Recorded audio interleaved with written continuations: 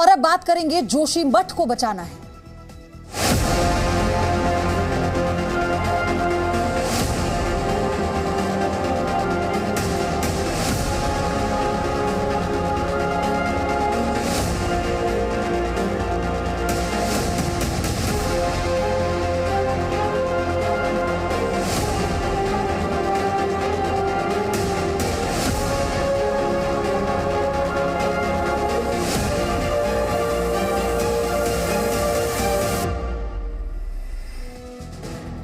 जी हां, बात जोशीमठ की, जिसे बद्रीनाथ धाम का द्वार माना जाता है।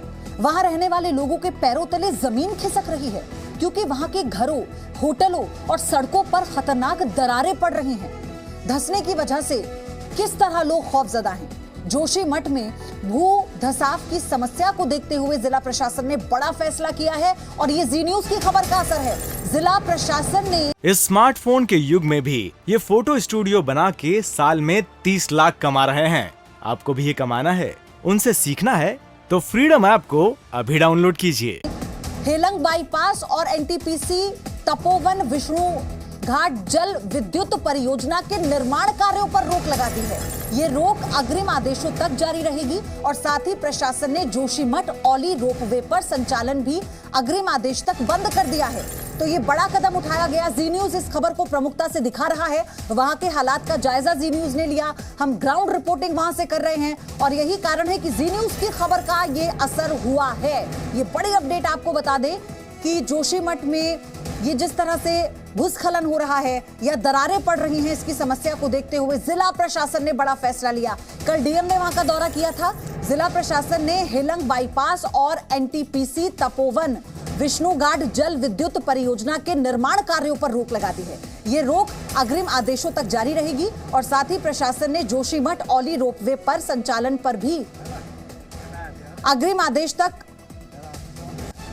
रोक लगा दी है। सिर्फ तपोवन प्रोजेक्ट पर रोक लगी है। यह भी आपको यहां पर स्पष्ट कर दें, जो अपडेट आ रही है वो जानकारी आपको दे दें। सिर्फ तपोवन प्रोजेक्ट पर रोक लगी है। तो ये बड़ी खबर इस वक्त आपको बता रहे हैं। जोशीमठ में जो भू धसाव हो रहा है, इसी की समस्या को देखते हुए यह बड़ा फैसला, जी न्यूज की खबर का असर।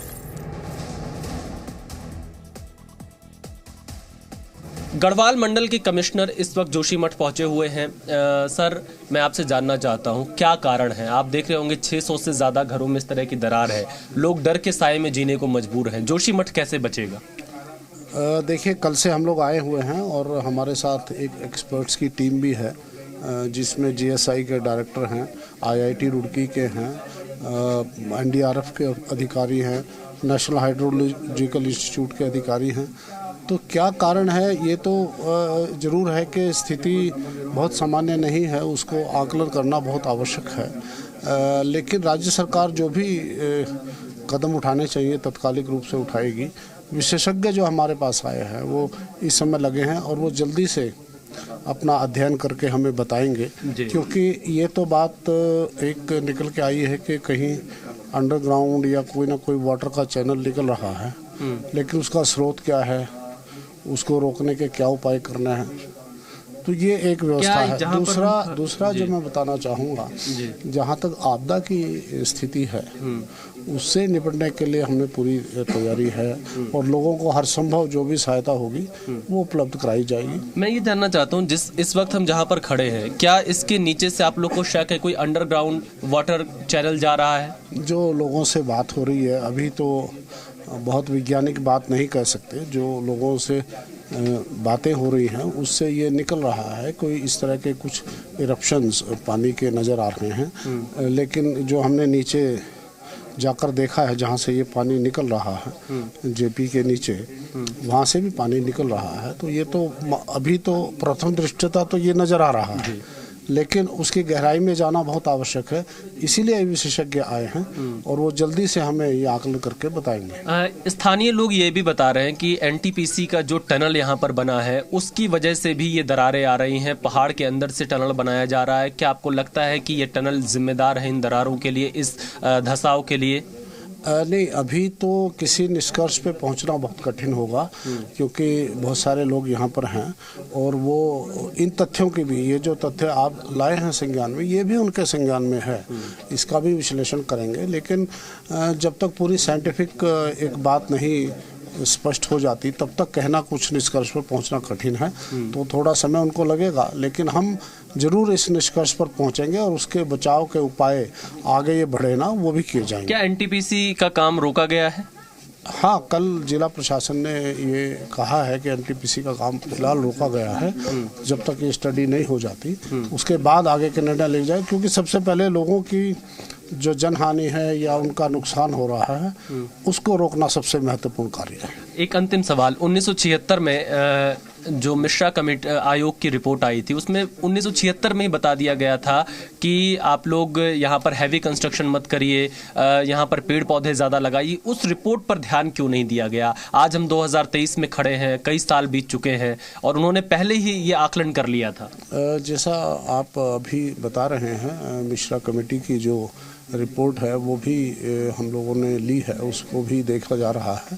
तो एक बात तो उसमें भी आई थी कि संपूर्ण क्षेत्र थोड़ा सा विचलित है, थोड़ा सा उसमें कठिनाई है, तो इसलिए ये आकलन किया जाना बहुत आवश्यक है।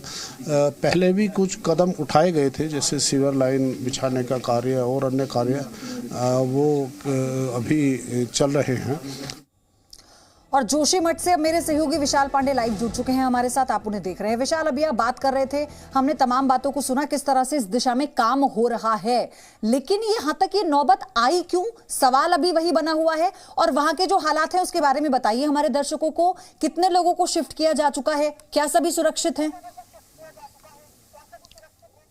देखिए पयोधी, इस वक्त मैं उसी इलाके में मौजूद हूं, मनोहर बाग में, जो सबसे ज़्यादा इस वक्त यहां पर प्रभावित है इस पूरे इलाके में। यहां के हर घरों पर आपको दरार ज़रूर दिखाई पड़ेगी। हमारे साथ यहां पर पांडे जी हैं, जिनकी पूरी घर की दीवार ही दरार पड़ गई है, फर्श पूरी तरह से टूट गई है और यहां पर लोगों को रात में आवाज़ें आ रही हैं कि कुछ पानी जैसा बह रहा है, मशीन चलने की आवाज़ें आती हैं जब रात में सोते हैं, और उसके बाद जब सुबह उठकर ये जागते हैं तब इन्हें दिखता है कि यहां पर उनके दीवारों पर दरार आ चुकी है। हालांकि अभी यहां पर एनटीपीसी का एक जो टनल है उसके काम को रोक दिया गया है। यहां के स्थानीय लोगों से बातचीत करते हैं। पांडे जी, क्या वजह निकल कर आ रही है? क्या आप लोग देखते हैं, क्या महसूस कर पा रहे हैं, क्यों दरारें आ रही हैं? ये नीचे पानी की वजह से दरार आ रही है, जो नीचे पानी की आवाज आ रही है रात को, उससे आ रही दरार। और इससे जो है हमने कई बार कहा भी, प्रशासन से भी कहा, सबसे कहा, पर हमारी बात जो है आपके पूरे घर में दरार आ चुकी है? पूरे घर खत्म हो चुका है, आपने देख लिया है, पूरा घर ही खत्म हो गया है। दरार क्या खत्म ही हो गया, जमीन फट गई, मकान का पूरी दीवारें, चारों दीवार टूट गई। अब तो यह है, रहने की परेशानी हो गई, अब रहने भी कहाँ है। कुछ व्यवस्था की सरकार ने कोई आपको एक शेल्टर दिया रहने के लिए? अभी मेरे को कोई सेंटर, कोई कुछ नहीं देखा, अभी कुछ नहीं है। कह रहे सामान बांधो, कहाँ जाए सामान बांध रहे, कोई मदद नहीं मिली, कुछ नहीं है। देखिए इनके पूरा घर, क्योंकि मैं अभी इनके घर का विजिट करके आया हूं पयोधी, इनके पूरे घर में चारों तरफ दरार है, कुछ महिलाएं हैं। एक बार मैं इस घर की तस्वीर दिखा देता हूं, आपको पैटर्न समझ में आएगा कैसे यहां पर दरारें पड़ रही हैं। ये आज की दरार है। ये लोग जब रात में सोकर उठे हैं और सुबह जब इन्होंने देखा उस वक्त इनको ये हल्की दरार मिली है। आप देखिए यहां से लेकर ये पूरा सीढ़ी से लेकर दीवार में ये पूरी दरार आज सुबह की है। ये दरार बढ़ भी सकती है, ऐसा लोगों को आशंका है, क्योंकि जो पिछले 1-2 महीने से दरारें बढ़ रही हैं वो इसी तरह के इसी पैटर्न पर आ रही है। पहले हल्के दरार आ रहे हैं, उसके बाद फिर दरार बढ़ जा रही है। और यहां पर जब आप देखेंगी, ये तस्वीर मैं इधर आपको दिखाता हूं, इस तरफ की, जहां पर दीवार ये पूरा छोड़ता हुआ नजर आ रहा है दरार की वजह से, और ये दरार धीरे धीरे बढ़ता जा रहा है। महिलाएं कुछ यहां पर हमारे साथ में है, उनसे बात करते हैं, क्या वजह है, क्या आप लोग यहां पर कितनी मुश्किलों का सामना करना पड़ रहा है और कब से ये दरारें आ रही हैं? भैया 1 हफ्ता से आने लगी है दरार, अगल बगल तो